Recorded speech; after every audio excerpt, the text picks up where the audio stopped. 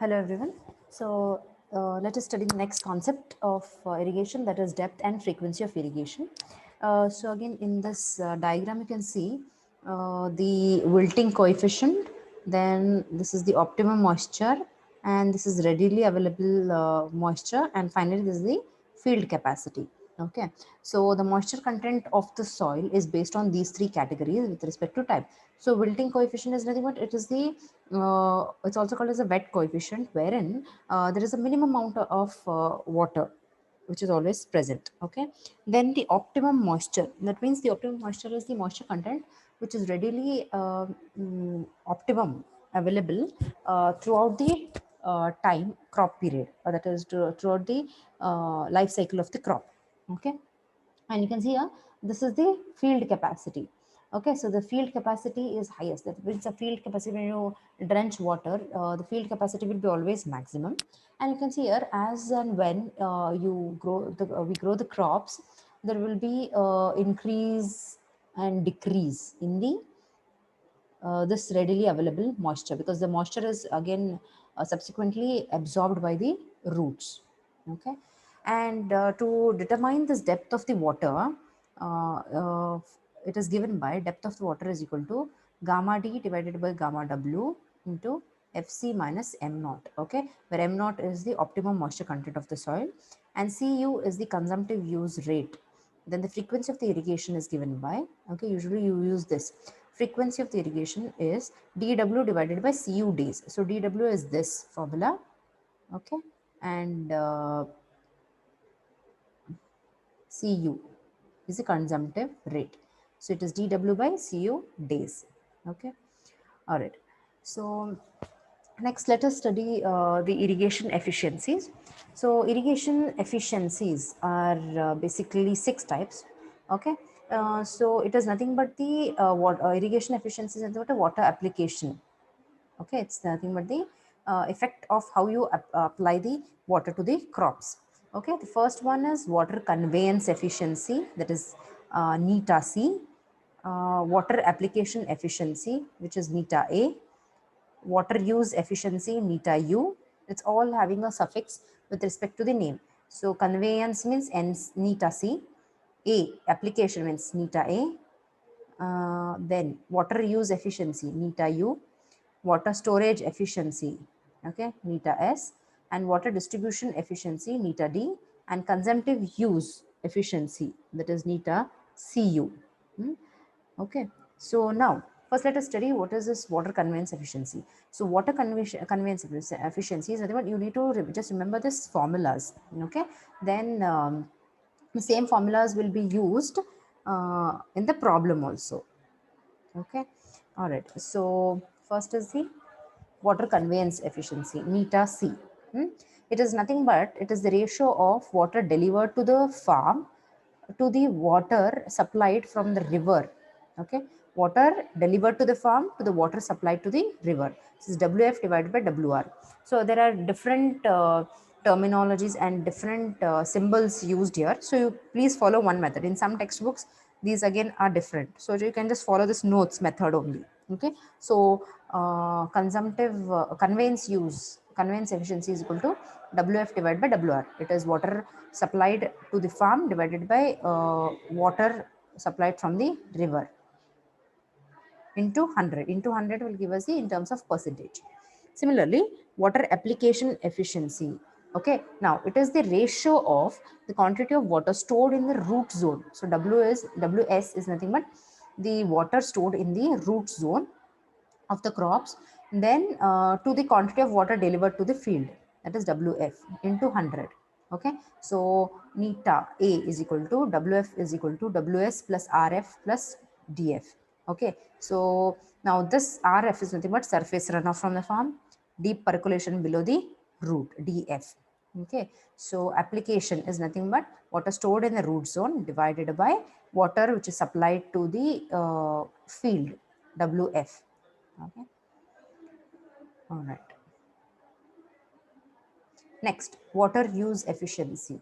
It is the ratio of quantity of water beneficially used to the quantity of water which is delivered.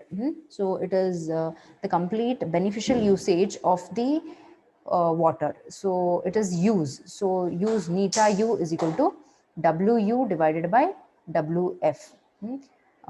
Delivered. So this is water which is beneficially used divided by water which is delivered. Okay. Next, water storage efficiency. Water storage efficiency is, it is the quantity of water stored in the root zone to the quantity of water needed prior to irrigation.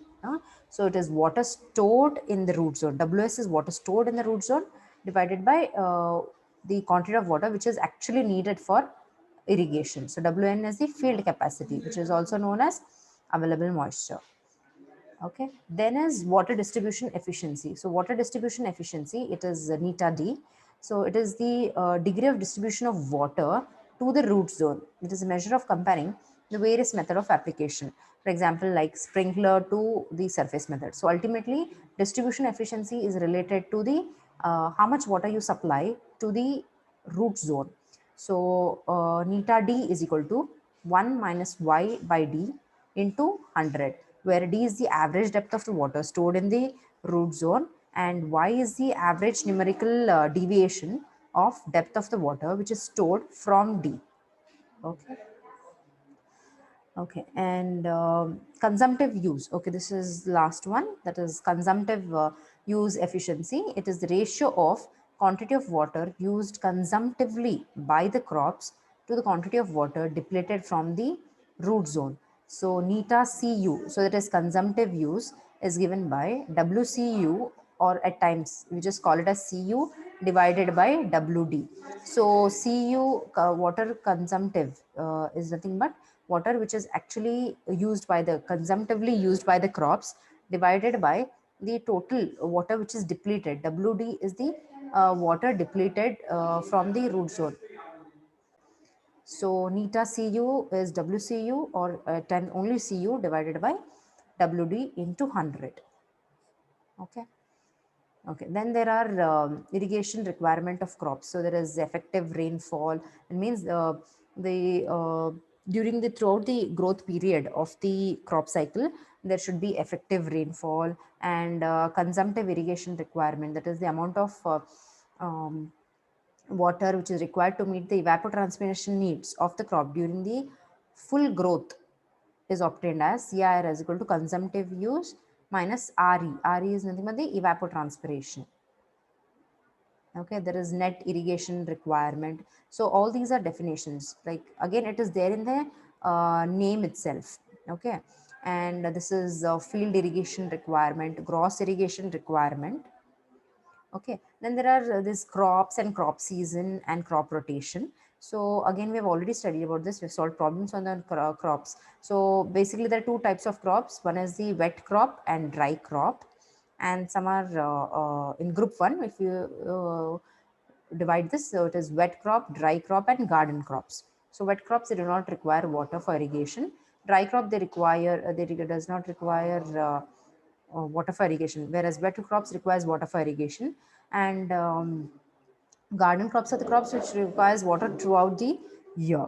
Okay, and in group 2 there are like two crops. One is summer crops and the winter crops. Okay, summer crops and winter crops.